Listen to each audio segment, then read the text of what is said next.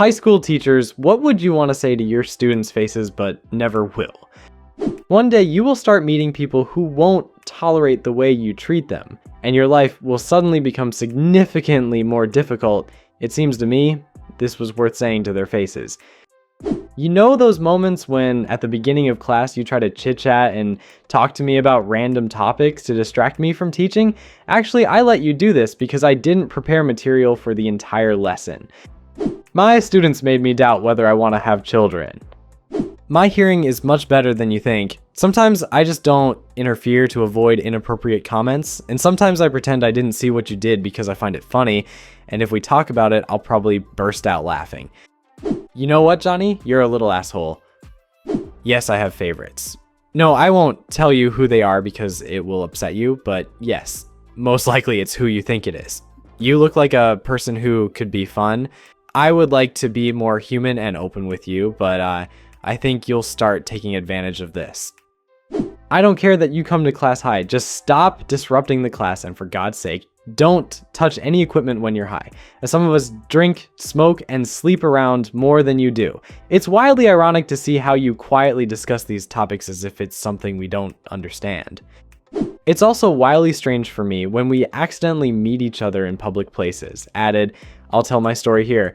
I was flying somewhere on vacation with my then still girlfriend and accidentally met my student. We both nodded to each other and continued walking as if nothing had happened. Then, 2 months later, I again met this same student at a concert, drunk with other minors. We again nodded our heads, thereby reinforcing our agreement of silence. Later, I met him by pure coincidence 4 more times over the summer. We never talked about this.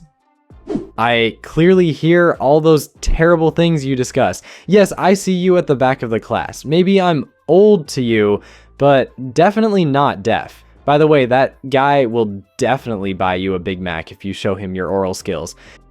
I teach middle school, not high school, but still, I really love my students, but damn it, all middle school students are still jerks, even the best of them. They're all jerks. And there's nothing particularly wrong with that at this age. That's why any good middle school teacher has to put up with their jerkiness and look for their approach to the problem. But don't worry. Kids, soon you and your peers will stop being jerks. At least most of you. Oh yes, all those things that you think your parents and teachers don't know about. We know everything. And we also did all of that. We just want to think that at your young age, you're not involved in anything like that.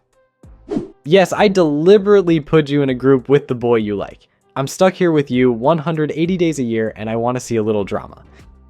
I'm no longer a teacher, but I remember how I wanted to dismiss class from lessons several times because I was too lazy to work.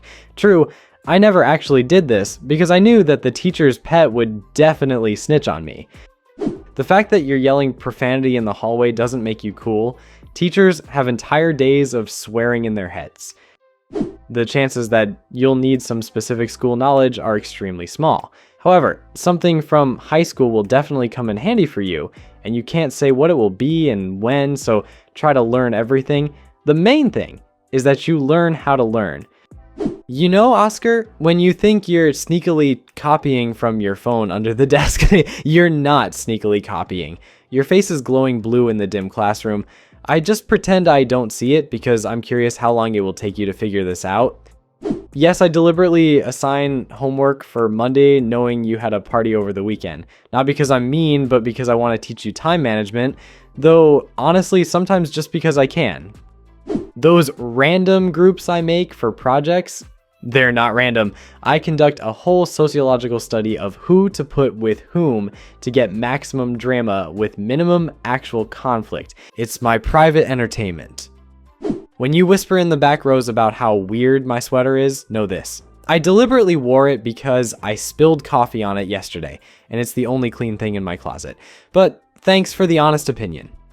Your secret notes that you pass to each other, I've been reading for the 3rd year in a row. You have very predictable love dramas. Sometimes I want to write you advice in the margins like an experienced editor. That one time you thought you completely stumped me with your question about quantum physics during biology class. I had no idea what the answer was. I just said, that's an excellent question. Let's explore that next week, and spent the entire evening Googling it. You probably forgot about it by now, but I became genuinely interested and ended up reading about it for months. I know exactly which one of you keeps leaving those anonymous compliment notes on my desk. Sarah, your handwriting is very distinctive, and you're the only student who consistently misspells definitely the same way you do in your essays. But please, keep doing it. Those notes are the highlight of my rough days, and I've kept every single one.